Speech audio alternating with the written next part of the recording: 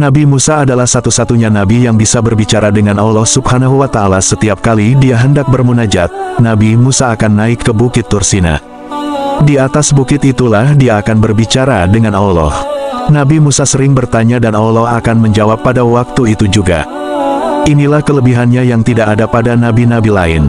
Suatu hari Nabi Musa telah bertanya kepada Allah, "Ya Allah, siapakah orang di surga nanti yang akan bertetangga dengan aku?"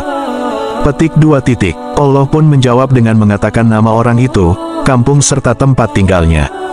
Setelah mendapat jawaban, Nabi Musa turun dari Bukit Tursina dan terus berjalan mengikut tempat yang diberitahu. Setelah beberapa hari di dalam perjalanan akhirnya sampai juga Nabi Musa ke tempat berkenaan. Dengan pertolongan beberapa orang penduduk di situ, beliau berhasil bertemu dengan orang tersebut. Setelah memberi salam beliau dipersilakan masuk dan duduk di ruang tamu. Tuan rumah itu tidak melayani Nabi Musa.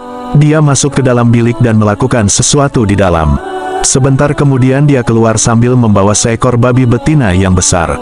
Babi itu didukungnya dengan cermat. Nabi Musa terkejut melihatnya. "Apa hal ini?" kata Nabi Musa berbisik dalam hatinya penuh keheranan.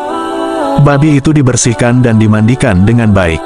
Setelah itu babi itu dilap sampai kering serta dipeluk cium kemudian dihantar semula ke dalam bilik. Tidak lama kemudian dia keluar sekali lagi dengan membawa pula seekor babi jantan yang lebih besar. Babi itu juga dimandikan dan dibersihkan. Kemudian dilap hingga kering dan dipeluk serta cium dengan penuh kasih sayang. Babi itu kemudiannya dihantar semula ke bilik. Selesai kerjanya barulah dia melayani Nabi Musa. "Wahai saudara, apa agama kamu?" "Aku agama Tauhid," jawab pemuda itu, "yaitu agama Islam." "Abis, mengapa kamu membela babi?" "Kita tidak boleh berbuat begitu," kata Nabi Musa. "Wahai Tuan hamba," kata pemuda itu, "sebenarnya kedua babi itu adalah ibu bapa kandungku. Oleh karena mereka telah melakukan dosa yang besar, Allah telah menukarkan rupa mereka menjadi babi yang hodoh rupanya. Soal dosa mereka dengan Allah itu soal lain. Itu urusannya dengan Allah. Aku sebagai anaknya tetap melaksanakan kewajibanku sebagai anak. Hari-hari aku berbakti kepada kedua ibu bapakku seperti mana yang Tuan hamba lihat tadi. Walaupun rupa mereka sudah menjadi babi, aku tetap melaksanakan tugasku," sambungnya. "Setiap hari aku berdoa kepada Allah agar mereka diampunkan. Aku bermohon supaya Allah menukarkan wajah mereka menjadi manusia yang sebenarnya, tetapi Allah masih belum mengkabulkan lagi," tambah pemuda itu. Maka ketika itu juga Allah menurunkan wahyu kepada Nabi Musa alaihissalam, "Wahai Musa, inilah orang yang akan bertetangga dengan kamu di surga nanti, hasil baktinya yang sangat tinggi kepada kedua ibu bapanya. Ibu bapanya yang sudah buruk dengan rupa babi pun dia berbakti juga. Oleh itu kami naikkan magamnya sebagai anak soleh di sisi kami." Allah juga berfirman lagi yang bermaksud, "Oleh karena dia telah berada di magam anak yang soleh di sisi kami, maka kami angkat doanya.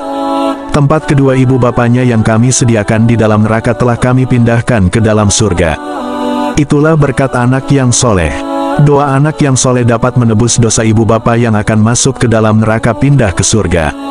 Ini juga hendaklah dengan syarat dia berbakti kepada ibu bapanya, walaupun hingga ke peringkat rupa ayah dan ibunya seperti babi. Mudah-mudahan ibu bapa kita mendapat tempat yang baik di akhirat kelak. Walau bagaimana buruk sekalipun perangai kedua ibu bapa kita itu bukan urusan kita.